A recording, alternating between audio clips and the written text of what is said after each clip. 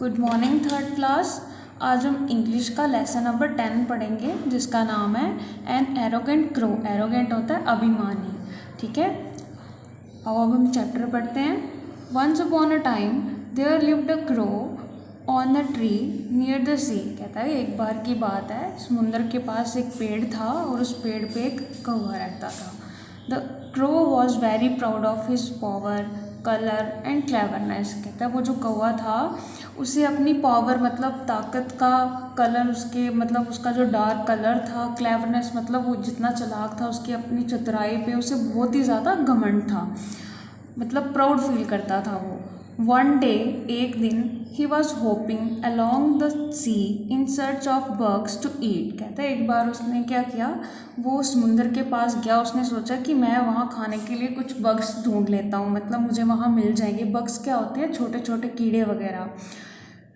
Just then a flock of geese fell down to the sea for a bath. कहता उसी time एक flock of गीज का मतलब होता है हंस का झुंड। हंस होते हैं ना जो ये वाले, ये होते हैं हमारे हंस। तो एक हंसों का झुंड वहाँ पे समुद्र के पास आ गया। वो क्या करने आए थे वहाँ? बात मतलब नहाने के लिए आए थे। When the crow was saw them, कहता है जब उस कौवे ने उन्हें देखा, he made fun of them saying how clumpy and large you look। मतलब उसने कौवे ने उनका मजाक उड़ाया ये कहते हुए कि देखो तुम कितने क्लम्पी होता है मतलब क्लम्पसी होता है भारी। कहता है देखो तुम कितने भारी और तुम कितने बड़े बड़े दिखते हो। See how graceful and sleek I am through dark in the colour. बोलता है कि देखो मैं अब मतलब जो मेरा डार्क कलर है उसमें मैं कितना ग्रेसफुल होता है सुंदर, और स्लीक होता है ऐसे मुलायम सॉफ्ट। कहता है देखो मैं अपने इस डार्क कलर में कितना ग्रेसफुल और कितना स्लीक दिखता हूँ। Can you fly around like me. कहता है क्या तुम मेरी तरह ऐसे उड़ सकते हो? Can U turn summer salt in the air. कहता है क्या तुम मेरी तरह हवा में ऐसे कलाबाजी कर सकते हो? Can you at least sit on a telegraph pole. कहता है टेलीग्राफ पोल होता है मतलब खंबे। तो कहता है क्या तुम मेरी तरह ऐसे खंभों पे बैठ सकते हो? Ha how disgraceful you guys look with your clumsy body. कहता वो हंसता है और कहता है कि देखो तुम्हारी ये जो इतनी भारी शरीर है इसके साथ तुम कितने गंदे दिखते हो। The geese did not utter a word and went on enjoy their bath. कहता है कि जो गीज थे उन्होंने क्या किया, उन्होंने जो कौवे ने इतने सारा इतना कुछ उन्हें कहा था, उन्होंने उन गीज ने उस एक शब्द भी नहीं कहा। उसने जो भी मतलब उसे कहा था गीज को, उस पर ध्यान ही नहीं दिया और अपना नहाने के लिए एंजॉय करने के लिए चले गए। The crow got irritated. और जो कौवा था वो इरिटेट हो गया, उसे गुस्सा आ गया कि मैंने गीज को इतना कुछ कहा लेकिन उन्होंने मुझे इग्नोर कर दिया।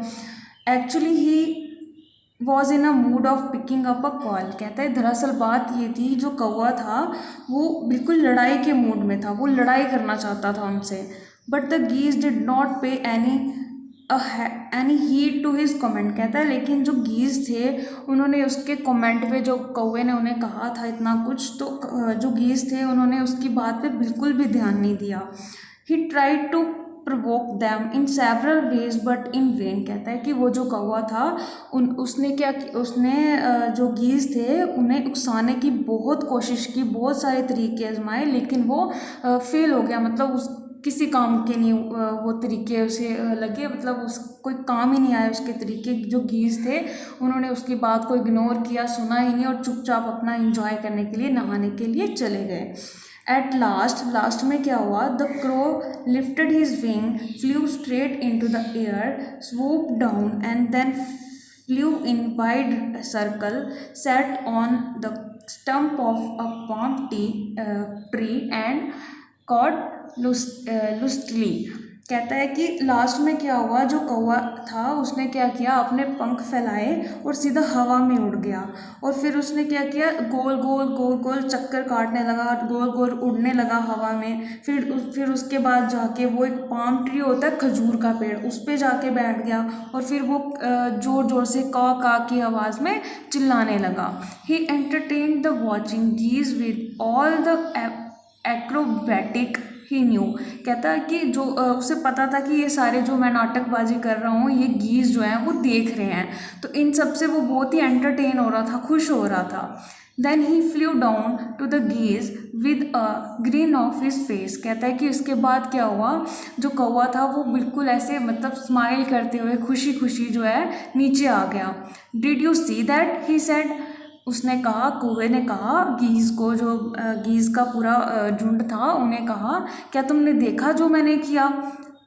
This is what I call graceful flying expect from bird like us, कहता है कि ये जो मैंने एक सुंदर कलाबाजी दिखाई है, उड़ान दिखाई है, ये ऐसा जो मतलब ग्रेसफुल फ्लाई जो है ये सिर्फ मेरे जैसे पक्षी कर सकते। Now let's see what you guys can do, कहता है आओ अब हम देखते हैं कि तुम लोग क्या कर सकते हो।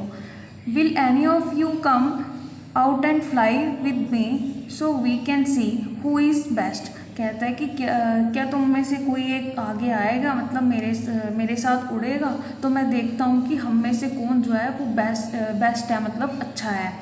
ही चैलेंज द गीज, उसने कौवे ने गीज को चैलेंज किया। The गीज were silent as before, कहता जो गीज थे वो पहले की तरह बिल्कुल शांत थे, चुप थे। एट लास्ट में a goose slowly waddled forward, एक हंस जो है वो आगे बढ़ा। I am ready to fly with you, कहता है कि मैं तैयार हूँ तुम्हारे साथ उड़ने के लिए। ही सेड मतलब उसने कहा, किसने कहा, गोज ने। But I am an old goes and can't fly for long, कहता है लेकिन मैं एक बूढ़ा हंस हूँ, गोज हूँ, और मैं ज़्यादा लंबा जो है वो नहीं उड़ सकता। हाँ, said the crow in disgust, कहता है जो कौवा था उसने बड़ी नाराज़गी से कहा, I do not need lame excuse, कहता है कि मुझे ये बेकार के बहाने नहीं चाहिए, नहीं मुझे इस बेकार से जो बहाने हैं तुम्हारे, इनकी कोई ज़रूरत नहीं है। Let us see what you can do, तो अब चलो हम मेरे साथ उड़ो और फिर देखते हैं कि तुम क्या कर सकते हो। तो क्लास आज हम यहीं तक पढ़ेंगे। आई होप आप लोगों को समझ आया हो। Thank you.